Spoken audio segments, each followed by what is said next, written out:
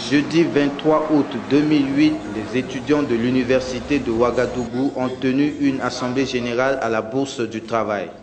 L'ordre du jour portait sur 3 points essentiels, à savoir le point sur la plateforme revendicative déposée à la présidence de l'université de Ouagadougou par les étudiants, la question des reprises des cours, le système de répression mis en place par la présidence de l'université de Ouagadougou. Nous retrouvons là le président de l'Association nationale des étudiants burkinabés pour des explications. La lutte a commencé au niveau des UFR, SEA et SVT, où ces deux corporations ont déposé leur plateforme revendicative auprès de l'administration, et c'était en février dernier, février 2008. Malheureusement, à maintes reprises avec les autorités, il n'y a pas eu de proposition de solution concrète. Et à plusieurs reprises également, ces corporations ont rencontré la présidente de l'université de Ouagadougou. C'était toujours le même sort qui était réservé à leur point de revendication. Ces deux corporations ont décidé effectivement d'aller en lutte.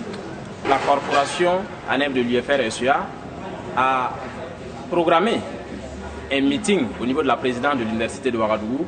C'était le 4 juin, qui a été reporté par la corporation sous prétexte que la présidente de l'université de Ouagadougou avait interdit également l'activité. Le 6, c'était le tour de la corporation ANEF de l'UFR SVT. Et cette marche a été également interdite par la présidence sans motif. Et il y a eu une marche commune qui a été programmée par les deux corporations, et les corporations ANEF des UFR, SEA et SVT. Et cette marche, c'était pour le 12 juin. Malheureusement, dans la même logique, dans la même lancée, la présidente de l'université de Ouagadougou a tenu à interdire cette activité sans motif. Et ces deux corporations étaient en même temps invitées le 13 par la présidente de l'université de Ouagadougou pour échanger en ce qui concerne les préoccupations des étudiants. C'est ce qui a été fait, et au sorti de cette rencontre avec la présidente de l'université de Ouagadougou, les deux corporations se sont retrouvées le 14 en assemblée générale avec les étudiants pour analyser la situation. L'assemblée générale a jugé que les réponses étaient vraiment insatisfaites et que de ces réponses, il y a l'imprécision effectivement qui s'y trouvait. Dans la même logique, il fallait dégager bien sûr une perspective. C'est ainsi que l'Assemblée générale du 14 a décidé de reconduire la marche qui avait été reportée le 12. Alors, et cette marche a été reportée, et cette marche a été programmée par l'Assemblée générale le 17. Et le 17, tout le monde connaît effectivement ce qui est arrivé aux étudiants au niveau de l'université de Ouagadougou. Au cours de cette répression, où l'autorité a usé également de toutes ses forces, il y a eu des étudiants qui ont été arrêtés, plus d'une soixantaine qui ont été arrêtés. Il y a eu des étudiants, plus d'une trentaine, qui ont été blessés. Et à partir de ce moment, la lutte n'était plus au niveau des deux corporations, ni au niveau des deux UFR, mais au niveau de l'université de Ouagadougou.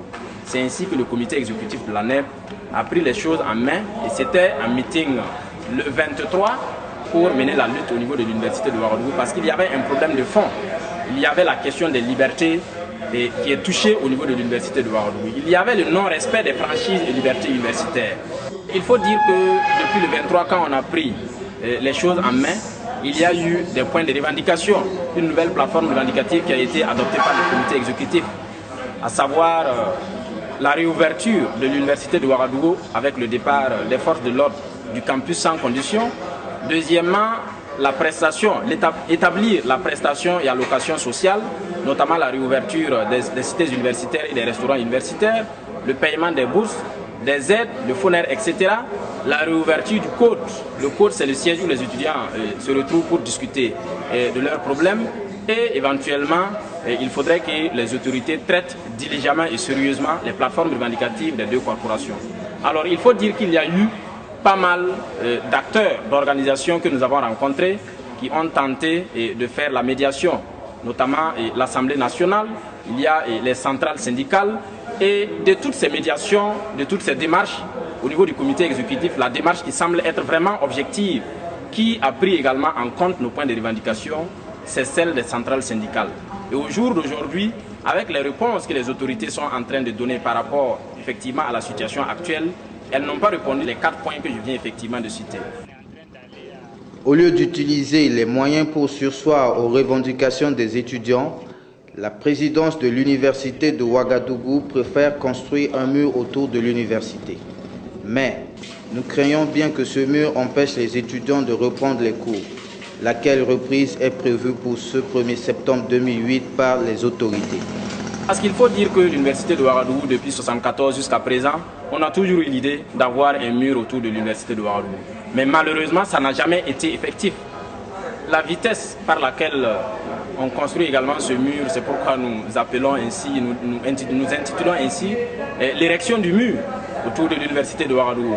Un mur qu'on vient de construire en un rien de temps, un mur qui n'était pas prévu effectivement dans le budget de l'État cette année, un mur qu'on vient de construire dans un contexte de répression, l'analyse est simple. C'est juste effectivement pour clôturer l'université de Ouagadougou, comprimer les libertés des étudiants et travailler bien sûr à réprimer davantage des étudiants au niveau de l'université de Ouagadougou. Et ça, nous ne sommes pas d'accord.